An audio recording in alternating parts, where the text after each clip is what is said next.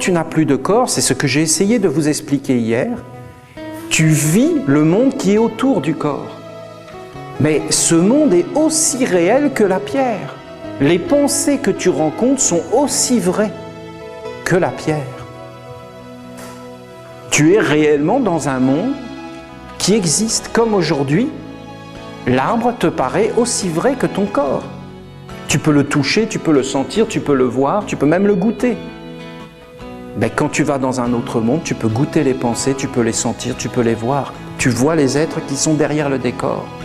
Et si c'était une illusion, eh bien tu peux même être plongé dans cette illusion et penser que c'est aussi réel. Et le jour où tu commences à t'éveiller de cette illusion, eh bien c'est terrible parce que tu vois qu'il n'y a rien d'autre. Alors tu te réincarnes et tu recommences tout à la case départ.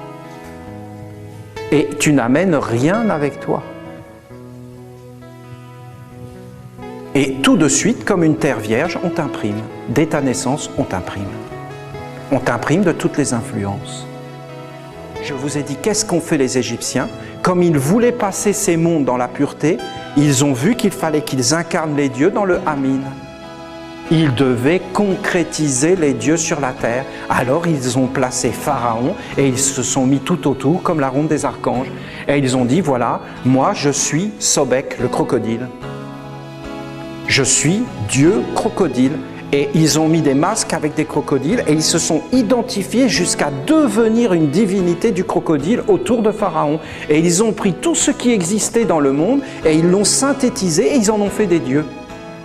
Et ils ont unifié tous ces mondes et ils ont fait une astrologie vivante, sur la terre comme au ciel.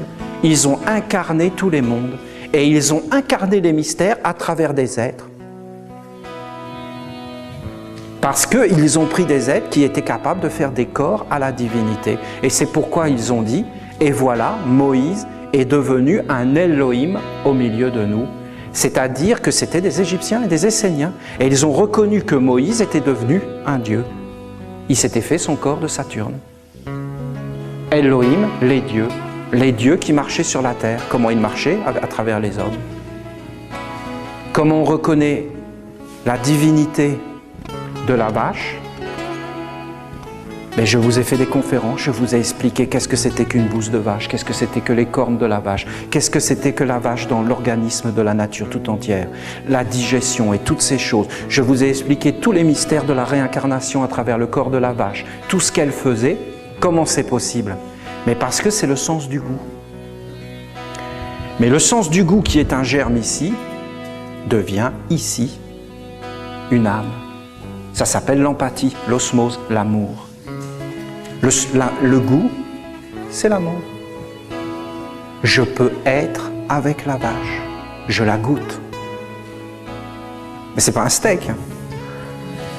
Ça n'a rien à voir. Je goûte son âme.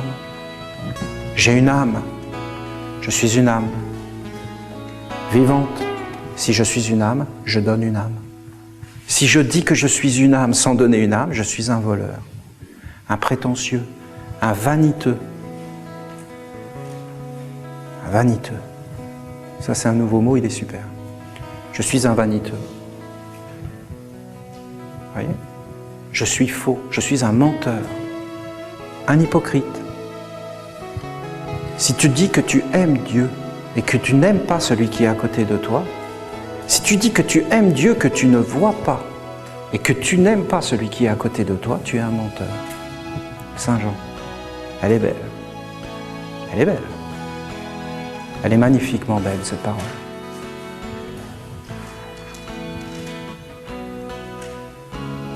Ceux qui disent Dieu, Dieu, mais qui n'ont pas l'amour, ils n'ont rien. Ce sont des mensonges. Ils ont usurpé le nom de Dieu. Tu ne prononceras pas mon nom en vain. Vous la voyez, la synthèse?